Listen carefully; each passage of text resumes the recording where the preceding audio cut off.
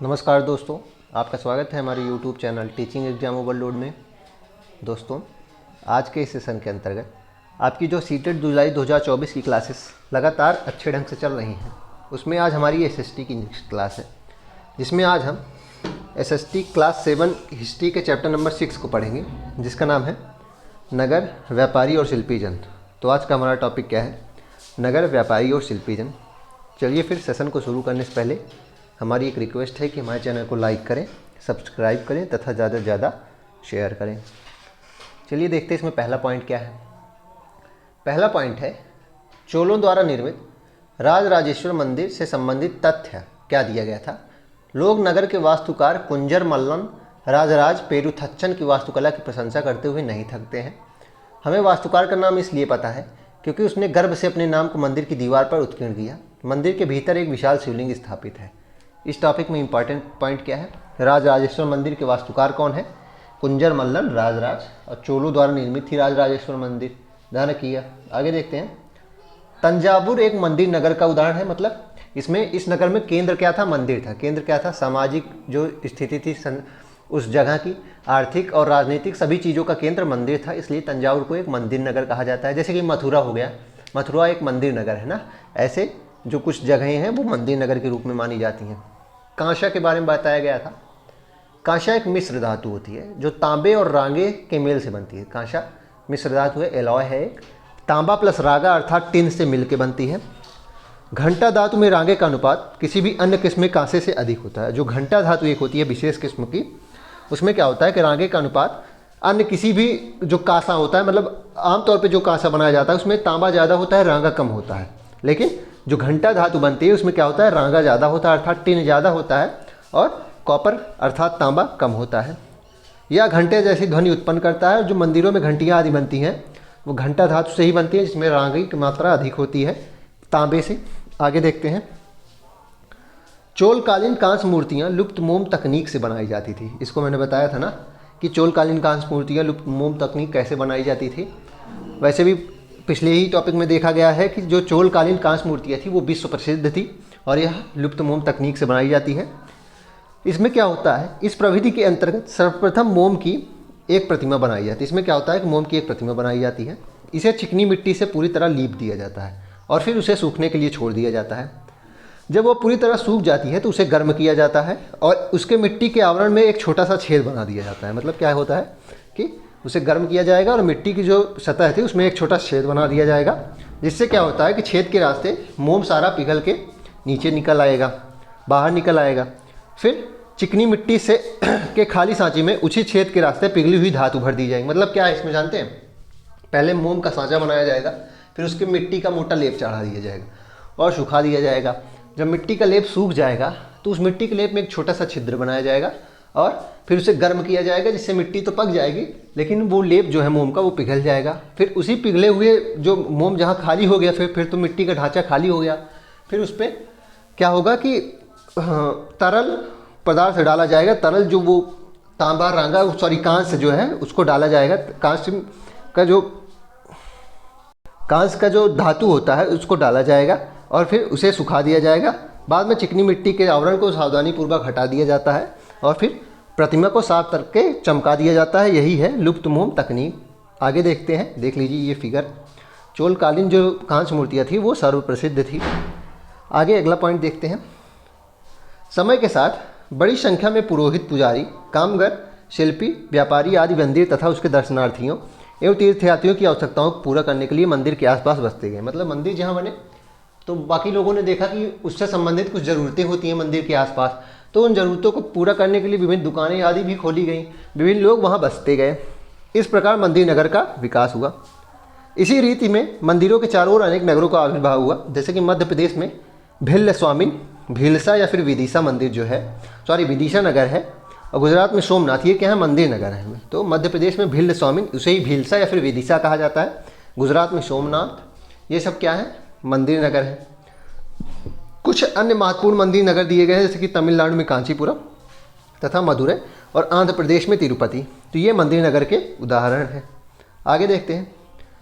8वीं शताब्दी से ही उपमहाद्वीप में अनेक छोटे छोटे नगरों का संजाल सा बिछने लगा था। तो 8वीं शताब्दी से क्या हुआ था छोटे छोटे नगर बहुत ज़्यादा मात्रा में बनने लगे थे। उनमें आमतौर पर एक मंडपिका होती थी। उसमें क्या होता था, आमतौर पर एक मंडपिका होती थी, बाद में जिसे मंडी कहा जाने लगा। मतलब जो छोटा बाजार होता था उसे मंडपिका या मंडी कहा जाता था, जहाँ आसपास के गांव वाले अपनी उपज बेचने के लिए आते थे। जहाँ पे फसलों को बेचा जाता है वो मंडपिका कहलाई, जिसे बाद में मंडी कहा जाने लगा। उनमें ऐसी गलियाँ थी जहाँ दुकानें और बाजार भी थी, जिन्हें हाट कहा गया। ध्यान रखिएगा, उनमें ऐसी भी गलियाँ थी जिनमें बाजार और दुकानें थी, उन्हें हट या फिर बाद में उसे हाट कहा जाने लगा। नोट कर लीजिएगा, हट क्या थी, जो दुकानें व बाजार थी गलियों में, उन्हें हट कहा गया, बाद में जिसका अर्थ हाट के रूप में देखा जाता है। और मंडपिका जहाँ पे अनाज बेचा जाता था। आगे देखते हैं मणिग्रामम और नाना देशी। देखते हैं मणिग्रामम और नाना देशी क्या है। ये दक्षिण भारत की महत्वपूर्ण व्यापारी संघ है। ध्यान रखिएगा, मणिग्रामम और नाना देशी दक्षिण भारत के महत्वपूर्ण व्यापारी संघ है। इनके अलावा चिट्टैयार और मारवाड़ी ओसवाल जैसे समुदाय भी थे, जो आगे चल के देश के प्रधान व्यापारी समूह बन गए। गुजराती व्यापारियों में हिंदू बनिया थे और मुस्लिम बोहरा, दो समुदाय व्यापारी में बहुत ज़्यादा प्रसिद्ध थे। ये दूर दूर तक लाल सागर के बंदरगाह व फारस की खाड़ी, पूर्वी अफ्रीका, दक्षिण पूर्व एशिया तथा चीन से व्यापार करते थे। मतलब ये जो हमारा पृथ्वी है उसके विभिन्न भागों में व्यापार करने जाते थे। वे इन पतनों में कपड़े और मसाले बेचते थे। वे क्या करते थे, कपड़े और मसाले बेचते थे, और बदले में अफ्रीका से सोना और हाथी दांत, दक्षिण पूर्व एशिया और चीन से मसाले, टिन, मिट्टी के नीले बर्तन और चांदी लाते थे। तो इसमें इंपॉर्टेंट क्या है, मणिग्रामम और नाना देशी तथा चिट्टैयार, ये क्या है, दक्षिण भारत के महत्वपूर्ण संघ है। और गुजराती व्यापारी में हिंदू बनिया आते थे और मुस्लिम वोहरा आते थे।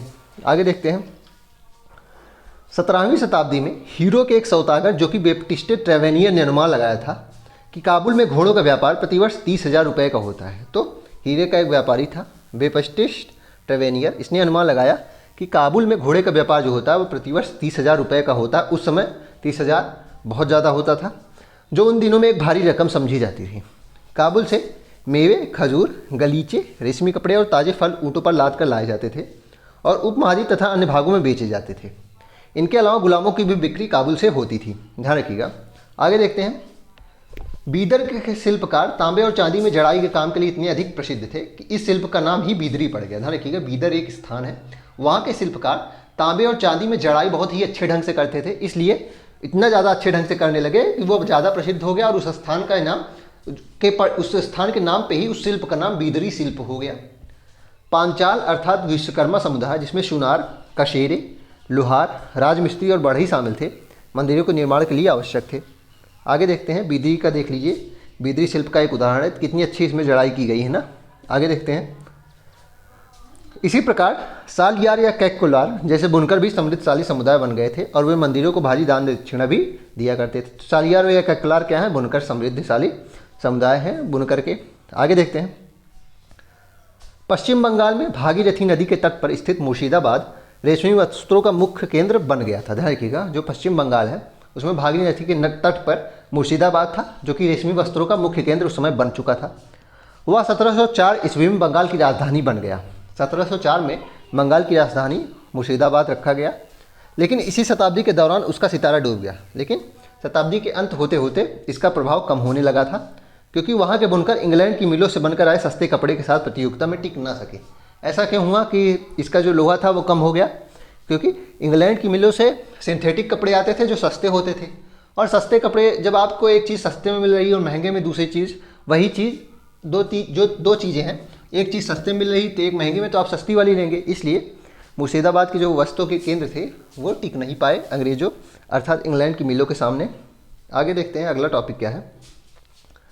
हम्पी नगर कृष्णा और तुंगभद्रा नदियों की घाटी में स्थित है। इंपॉर्टेंट है, हम्पी नगर कृष्णा और तुंगभद्रा नदियों की घाटी में स्थित है।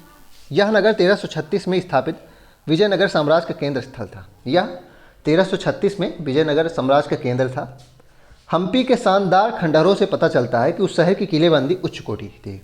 तो खंडहरों से हमें यह पता चल जाता है कि उस समय किलेबंदी हम्पी की बहुत ही अच्छे ढंग से की गई थी। किले की दीवारों के निर्माण में कहीं भी गारे चूने जैसे किसी भी जोड़ने वाले मसाले का प्रयोग नहीं किया गया था। ध्यान रखिएगा, जो किले की दीवारें थी उसमें क्या था, पत्थर से पत्थर को इस तरह चिपकाया गया था कि गारे चूने या किसी भी जोड़ने वाले मसाले का कहीं प्रयोग ही नहीं किया गया। मतलब पत्थरों को आपस में फंसाकर बहुत ही अच्छे ढंग से उसको किलेबंदी की गई थी। कहाँ की, हम्पी की, और यह कृष्णा और तुंगभद्रा नदियों की घाटियों के बीच में था। आगे देखते हैं, आगे है नवरात्रि पर्व कहलाता है सॉरी नवरात्रि एक पर्व है। उन दिनों हम्पी में एक अत्यंत महत्वपूर्ण पर्व माना जाता है। नवरात्रि एक पर्व है जो उस समय हम्पी में ज़्यादा प्रसिद्ध था। मतलब नवरात्रि पर्व की एक तरह से माना जा सकता है कि शुरुआत हम्पी से ही हुई थी। आगे देखते हैं हुंडी क्या है। अगला पॉइंट है हुंडी क्या है। हुंडी एक ऐसा दस्तावेज है जिसमें एक व्यक्ति द्वारा जमा कराई गई रकम दर्ज होती है। मतलब जो आज के समय में जो स्टेटमेंट है, जो मनी स्टेटमेंट होता है, जो बैंक का स्टेटमेंट होता है ना कि आप कहाँ पैसे कितना ट्रांजैक्शन हुआ है, वही उस समय हुंडी का काम था जो लिखित रूप से होता था। क्योंकि कंप्यूटर आज तो थे नहीं, तो आपने एक दस्तावेज ऐसा बना लिया था कि जो जमा कराई गई रकम थी उसको एक लिखा जाता था, वही हुंडी कहलाती थी। आगे देखते हैं सूरत ओरमुज की खाड़ी से होकर पश्चिम एशिया के साथ व्यापार करने के लिए मुख्य द्वार था। ध्यान रखिएगा, सूरत ओरमुज की खाड़ी से होने के कारण पश्चिम एशिया से व्यापार करने के लिए सबसे इम्पॉर्टेंट था। इसे मक्का का प्रवेश द्वार कहते थे, सॉरी प्रस्थान द्वार कहते थे। इसे मक्का का प्रस्थान द्वार क्यों कहते थे? क्योंकि बहुत से हज यात्री यहीं से रवाना होते थे। क्योंकि बहुत से हज यात्री मक्का के लिए यहीं से रवाना होते थे जहाज से, इसलिए इसे मक्का का प्रस्थान द्वार कहा जाता था। आगे अंग्रेज इतिहासकार ओविंगटन ने 1689 में सूरत बंदरगाह का वर्णन करते हुए लिखा कि किसी भी एक वक्त पर भिन्न भिन्न देशों के औसतन 100 जहाज इस बंदरगाह पर लंगर डाले खड़े देखे जा सकते हैं। मतलब उस समय ओविंगटन जो कि अंग्रेज इतिहासकार था, उसने बताया कि उस समय सूरत बंदरगाह का कितना ज़्यादा प्रभाव था कि किसी भी समय पे आप आएंगे तो कम से कम 100 जहाज़ें उस समय आपको दिखेंगी ही वहाँ पे। आगे देखते हैं सूरत के वस्त्र अपने सुनहरे गोटे किनारियों जिसे जड़ी कहा जाता है उसके लिए प्रसिद्ध थे। उनके लिए पश्चिम एशिया, अफ्रीका और यूरोप में बाजार उपलब्ध थे। तो जरी वस्त्र के लिए सूरत के वस्त्र प्रसिद्ध थे। आगे मसूलीपट्टनम या मछलीपट्टनम नगर कृष्णा नदी के डेल्टा पर स्थित है। ध्यान रखिएगा, मसूलीपट्टनम या फिर मछलीपट्टनम कृष्णा नदी के डेल्टा पर स्थित है। 17वीं शताब्दी में यह भिन्न भिन्न प्रकार की गतिविधियों का नगर था। इसमें सिंपल है, मसूलीपट्टनम या मछलीपट्टनम कृष्णा नदी के डेल्टा पर स्थित है। आगे देखते हैं हॉलैंड और इंग्लैंड दोनों देशों की ईस्ट इंडिया कंपनी ने मसूलीपट्टनम पर नियंत्रण प्राप्त करने का प्रयत्न किया। ध्यान रखिएगा, हॉलैंड और इंग्लैंड दोनों देशों की ईस्ट इंडिया कंपनियों ने मसूलीपट्टनम पर अधिकार प्राप्त करने के लिए बहुत से प्रयत्न किए, क्योंकि तब तक वहाँ आंध्र तट का सबसे महत्वपूर्ण पत्तन वह बन चुका था। क्योंकि जो आंध्रा तट था उसका सबसे महत्वपूर्ण पत्तन मसूलीपट्टनम बन चुका था। मसूलीपट्टनम का किला हॉलैंड वासियों ने बनाया था। ध्यान रखिएगा, मसूलीपट्टनम का किला हॉलैंड वासियों ने बनाया था। आगे वर्तमान मुंबई 1668 में अंग्रेजी ईस्ट इंडिया कंपनी ने अपना मुख्यालय स्थापित किया। तो जो वर्तमान मुंबई है उसमें 1668 में अंग्रेजी ईस्ट इंडिया कंपनी ने अपना मुख्यालय स्थापित किया। तो ईस्ट इंडिया कंपनी ने अपना मुख्यालय मुंबई में कब स्थापित किया? 1668 में। आगे गुमास्ता क्या होता है? यूरोपीय ट्रेडिंग कंपनी को व्यापारिक गतिविधियों के प्रभावी जो अधिकारी होता था वो गुमास्ता कहलाता था। गुमास्ता कौन था? एक व्यक्ति का पद था। जो यूरोपीय ट्रेडिंग कंपनी थी उसका जो व्यापारिक गतिविधि देखने वाला अधिकारी होता था कि व्यापार कैसे हो रहा है, कहाँ दिक्कतें आ रही हैं, कहाँ हमें और ज़्यादा इसमें सुधार करने की आवश्यकता है, कहाँ हमें ज़्यादा प्रॉफिट हो रहा है, उसका काम ये किसका था? गुमास्ता का काम था। आगे 1686-87 में मुगल बादशाह औरंगजेब ने गोलकुंडा का मुगल साम्राज्य में मिला लिया था। ध्यान रखिएगा, इंपॉर्टेंट है। 1686 और 87 में औरंगजेब ने गोलकुंडा को जीत लिया था, मुगल साम्राज्य में मिला लिया था।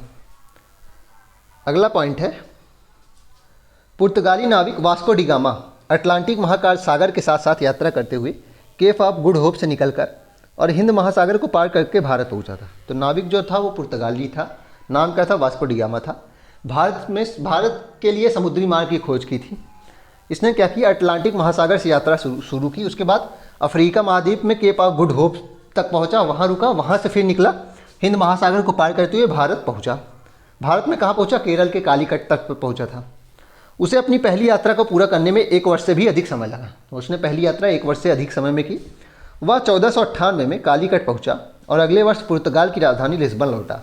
तो एक और क्वेश्चन बनता है, पुर्तगाल की राजधानी क्या है? लिस्बन है। 1499 में वह लौटा। इस समुद्री यात्रा के दौरान उसके 4 में से 2 जहाज नष्ट हो गए और 170 यात्रियों में से केवल 54 ही जीवित बच पाए थे। तो 1498 में जब यात्रा शुरू की थी तो 4 जहाज के साथ निकला था और 170 यात्री थे। लेकिन 1499 में जब वह पुर्तगाल की राजधानी लिस्बन पहुंचा तो केवल 2 ही जहाज थे उसमें और 54 व्यक्ति ही जीवित थे। इन प्रत्यक्ष खतरों के बावजूद जो मार्ग खोले या खोजे गए वे अत्यंत लाभकारी सिद्ध हुए। खतरे तो थे, लेकिन चूँकि भारत एक बहुत बड़ा विशाल देश था, जनसंख्या बहुत थी और अविकसित देश था, इसलिए व्यापार करने में बहुत ज़्यादा फायदा था, लाभ था बहुत ज़्यादा। उसके बाद तो अंग्रेज हॉलैंड वासियों और फ्रांसीसी नाविकों ने भी अनुकरण करना प्रारंभ किया और सब लोग भारत देश पे आए। आगे देखते हैं। भारत पहुंचने के लिए समुद्री मार्गों की खोज का एक अन्य सुपरिणाम निकला जिसकी किसी को आशा नहीं थी। एक इटलीवासी क्रिस्टोफर कोलंबस ने भारत पहुंचने का मार्ग खोजने के लिए अटलांटिक महासागर को पार करके पश्चिम की ओर यात्रा करने का निश्चय किया। तो इटली यात्री था क्रिस्टोफर कोलंबस, वह भारत की खोज के लिए निकला था, लेकिन उसने क्या किया, अटलांटिक महासागर को पार करके पश्चिम दिशा की ओर वो बढ़ा, क्योंकि भारत को पश्चिम दिशा के ही ओर जाना जाता था ना, पश्चिम का देश इसे कहा जाता था। लेकिन उसका सोचना क्या था कि पृथ्वी गोल है चूंकि, इसलिए वह पश्चिम की ओर से भी भारत पहुंच सकता है। चूंकि पृथ्वी गोल है इसलिए वह पश्चिम की ओर से भी पहुंच सकता है। वह 1492 में वेस्ट इंडीज़ के तट पर पहुंचा। तो वह 1492 में वेस्ट इंडीज़ के तट पर पहुंचा। अब प्रश्न बनता है, इसमें दिया गया था कि वेस्ट इंडीज़ का नाम वेस्ट इंडीज़ क्यों पड़ा?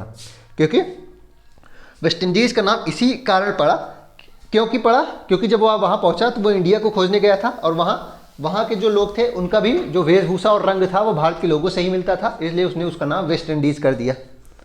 उसके पीछे स्पेन और पुर्तगाल के नाविक और विजेता भी वहाँ आते रहे, और उन्होंने मध्य और दक्षिणी अमेरिका के बड़े भागों को अपने कब्जे में कर लिया और अक्सर उन प्रदेशों की पहली वाली बस्तियों को नष्ट कर दिया। तो मतलब वहाँ जो रहने वाले निवासी थे उनकी बस्तियों को नष्ट कर दिया। आगे देखते हैं। चलिए फिर इसी के साथ आज के सेशन को हम समाप्त करते हैं। आशा करता हूँ कि आपको यह क्लास पसंद आई होगी। अगर आप इसी तरह के अन्य सेशन भी देखना चाहते हैं तो हमारी यूट्यूब चैनल को लाइक करें, सब्सक्राइब करें तथा ज़्यादा से ज़्यादा शेयर करें। साथ ही अगर आप इसकी PDF प्राप्त करना चाहते हैं तो हमारे टेलीग्राम चैनल का लिंक डिस्क्रिप्शन बॉक्स में है, आप उसको ज्वाइन कर लीजिए, आपको सारी PDF वहीं मिलेंगी। चलिए फिर, धन्यवाद।